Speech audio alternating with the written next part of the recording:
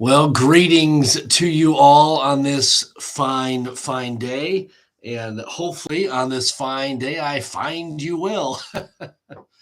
Not very funny. But anyway, uh, good to be on with you and welcome to Friday. And today is, and I shouldn't wait for some of you to get on before I divulge into the speciality of the day. Today is special for several reasons. First of all, today is special because it's Friday and we are sliding into the weekend here. We're nice and close to it. It's Friday, and look forward to the weekend and that. And then secondly, not only is it Friday, and not only is the weekend coming, but it is March 25th, 9 months from today, Christmas Day. And I don't know if you started the countdown yet, but 9 months, Christmas Day, and excited about that. Maybe it's a little early to be so excited about it. I don't know, but hey, you got to have something to look forward to, right? And Christmas Day is coming uh, in 9 months, but that's okay. Also, today it's supposed to be a little warmer today. It's supposed to be up into the 40s here in northern Michigan. So hopefully, be able to enjoy some of that warmer weather today. Okay, here we go. We are in Proverbs chapter number 18. Proverbs chapter number 18. I would encourage you to like and share so that others may jump on for the live stream here as well. And then be sure and comment. And if you're commenting live, we'll recognize you in a little bit. But if you're watching the recorded version, be sure and comment, like, and share as you're watching and enjoy reading those throughout the day. Okay, here we go. Proverbs chapter 18. Let's look at verse number 4. Proverbs 18 and verse number 4. The Bible says, the words of a man's mouth are as deep waters, and the wellspring of wisdom is as a flowing brook. And so, just a reminder about our speech. It says here that it's as deep waters, meaning that, and also just a second, it says, and a wellspring of wisdom as a flowing brook. And so, know this, that your words have significance. And if you were to go outside in the summertime, and unfortunately you were walking along the sidewalk, and this would happen sometimes in California, you'd be walking along the sidewalk and somebody's sprinklers would turn on and they'd get you. You'd be a little wet for a little bit, a little disappointed, but you're going to dry off fairly fast. However, if you were to be walking and not paying attention to where you walked and somehow fell into a lake, I don't know how that would happen, but let's just say it happened. You would be significantly wet. You'd be significantly discouraged for quite some time because you just fell into the water. It's not a sprinkler. It's you fell into some deep water, and man, it's going to take some recovery time, some drying off time, all that good stuff. Now, think about that in relation to your speech. Our speech, it says here, the words of a man's mouth are as deep waters. They carry significance, they carry influence. And our speech can either do great damage or great good. And know this, that our words, they affect people greatly, just like the words of a man's mouth are as deep waters. They carry significance and they carry some weight to them. And so let's make sure that our speech is that which is appropriate, that which is encouraging and uplifting to others. And then in relation to reaching the lost, make sure that our speech is filled with the good news of the gospel. It says also, and the wellspring of wisdom is as a flowing brook. The wellspring of wisdom is as a flowing brook, and a peaceful stream, and those words of wisdom are like that peaceful stream. And so, be around people that are willing to share nuggets of wisdom, nuggets of truth. And then, hey, if you are able, share some wisdom as well. If you want to have wisdom, though, it requires you to fear the Lord and for you to ask for it. And man, it's a beautiful thing. Wisdom is. Now, verse number 5. Verse number 5 says, it is not good to accept the person of the wicked, to overthrow the righteous in judgment. And as we consider just this thought here, it's not good to accept the person of wicked, to overthrow the righteous in judgment. Listen, I'm all for giving people a second chance. I believe that I've been given second chances by the Lord and by people. And I think a second chance is a beautiful thing. I'm all for forgiveness, and I think forgiveness is so important. And we've experienced such great forgiveness from the Lord. But for the wicked, it is not good to accept the person of the wicked. It's not good to show favoritism to wicked individuals. It says to overthrow the righteous in judgment. It's not good to have that favoritism over righteous people for wicked people.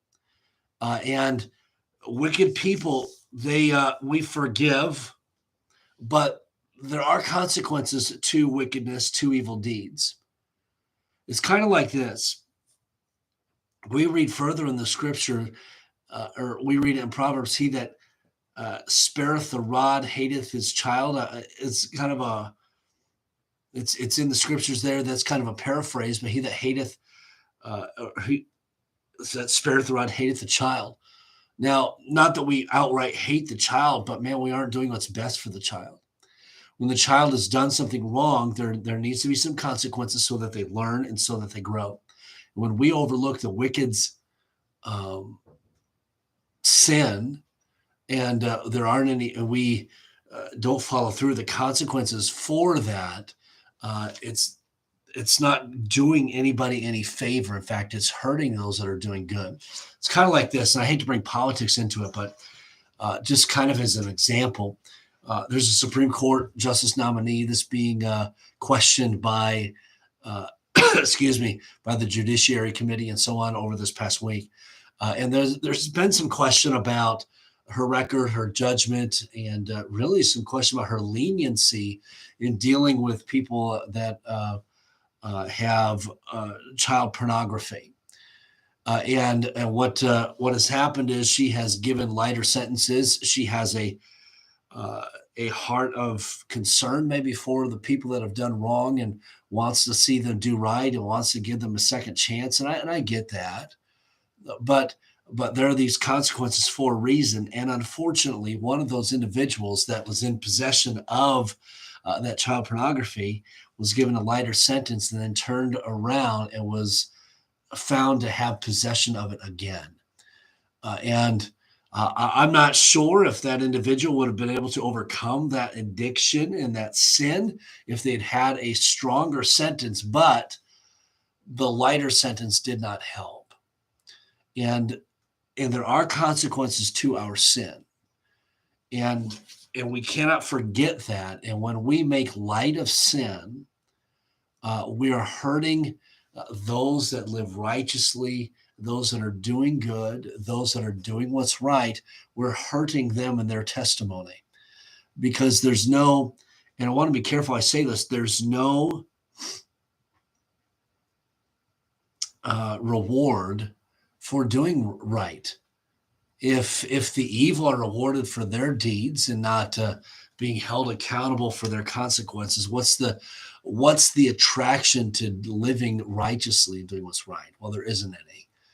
And so there are consequences to sin. I'm not saying you can't forgive and you should, because you should forgive, but there are consequences for wrongdoing. You know, I love my children. Sometimes they do what's wrong. Sometimes they get punished for that wrongdoing. And why do I punish them? Because I dislike them. They might think that in the moment, but the reason why I do that is because I want to see them do what's right. And so that's why there is some punishment sometimes. Now, let's move on. Verse number 6. A fool's lips enter into contention, and his mouth calleth for strokes. Have you ever heard this saying? He asked for it, just getting what he asked for. I don't know if you've ever heard that before. Maybe somebody said that to you after you made a mistake. Maybe you did something maybe kind of foolish, and you suffer the consequences of it. So while you were asking for it, that's what the fool does with his much speech and with the speech that causes contention. He's asking for it. He's asking for a punch in the nose, a punch in the mouth, really is what's being said here. He says his mouth calleth for strokes. He's asking to be hit. And that's the mouth of the foolish. That's the conversation of the foolish. They're asking for it. And sometimes in our life, if we aren't guarding our speech, we're just asking for it because we make a matter worse. It continues in verse number 7. A fool's mouth is his destruction, and his lips are the snare of the soul. A fool's mouth leads to his destruction, leads to temptation, and leads to being to deceit. And so nothing good comes out of the fool's mouth. And that's why we've said we must ask for wisdom. We must seek it, fervently seek it. And then also we must use that wisdom in our speech. And we must not throw more fuel on the fire with our speech. And I know this is another reminder of our speech, but man, this is something I believe that that mankind struggles with greatly. And this our speech has been in our circles, Christian circles, it has been the cause of much contention in churches, even the splitting of churches, the ruining of relationships, friendships, marriages, and even relationships in the church. And so we must be mindful of our speech. And so I'm going to leave you those couple of thoughts for the day. Hopefully they were a blessing to you. We'll continue this on Monday, looking at verse number 8 on Monday. Thank you once again so much for all of you being on and for watching here live. Let me give a couple shout outs. Before I do, though, let me say this. Don't forget, men, we have our men's prayer breakfast on Saturday. That's tomorrow, 8 o'clock. Hope to see you there. And there's some delicious food lined up, and look forward to partaking of that. And so, men, be sure and be there if you can. And then also, don't forget services on Sunday. Tomorrow is the final Sunday of our March Madness Sunday School contest, the final Sunday.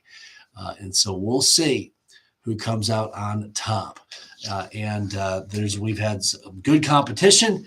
And Lord willing, we'll see all of you on Sunday for that Sunday School contest. Remember, Sunday School starts at 9:45. Okay, let me give a couple shout outs and then I'll let you go.